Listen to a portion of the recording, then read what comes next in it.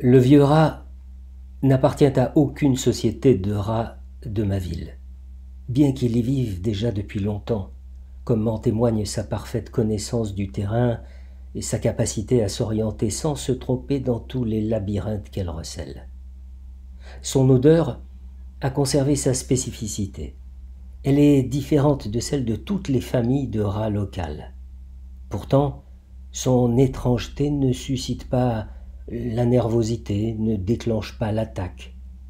J'ai pu me convaincre à diverses reprises que le type d'odeur qu'exhale un rat décide de son destin. Chaque tribu de rats reconnaît ses membres grâce à une odeur spécifique qui n'appartient qu'à eux. Certaines familles sont extrêmement nombreuses et occupent un territoire très vaste, tout un quartier, parfois toute une ville. D'autres sont au contraire plus réduites, quelques individus à peine. L'apparition d'un étranger éveille des émotions immédiates et son odeur différente provoque l'inquiétude.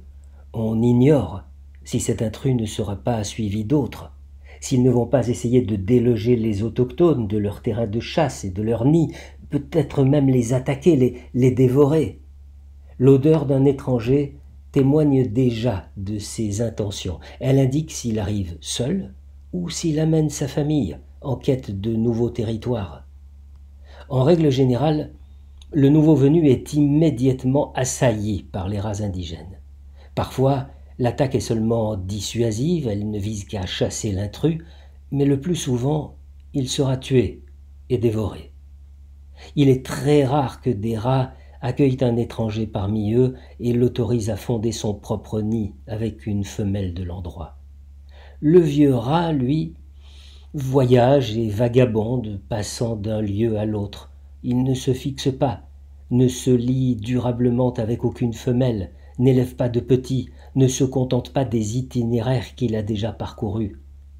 Les lieux qu'il connaît trop bien ne l'intéressent plus, lui deviennent indifférents. Il s'y ennuie. Ce qui lui importe, c'est ce qui est neuf, inexploré, tout l'inconnu qui s'offre à lui. Autrement dit, une autre ville, un nouveau réseau de caves et de galeries, des risques inédits, des dédales surprenants. Le vieux rat ne se contente pas de cette tranquillité que la plupart de ses congénères considèrent comme la base même de leur existence. La famille refuge, le nid, la cave familière, le garde-manger rempli, car les rats aiment la vie sédentaire, au cœur d'un labyrinthe bien connu et immuable, ne présentant ni incertitude ni danger.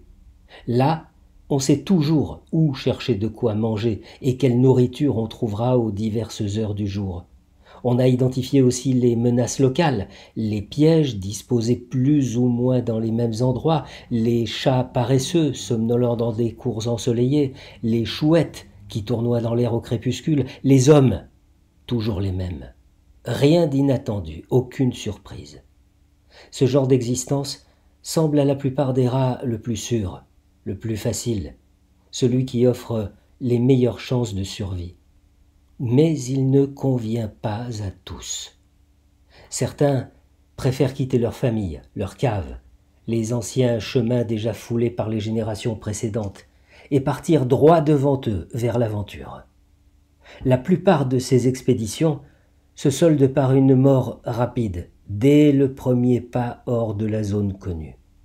Seuls les rats les plus intelligents acquièrent de l'expérience et atteignent un âge avancé. Le plus difficile est de quitter son propre nid, sa propre cave, l'existence qu'on menait jusqu'à présent. Cette première sortie, qui est souvent la dernière, peut aussi se terminer par le retour du raton effrayé dans son nid d'origine, ou n'être qu'une étape avant d'autres tentatives, d'autres voyages, d'autres errances.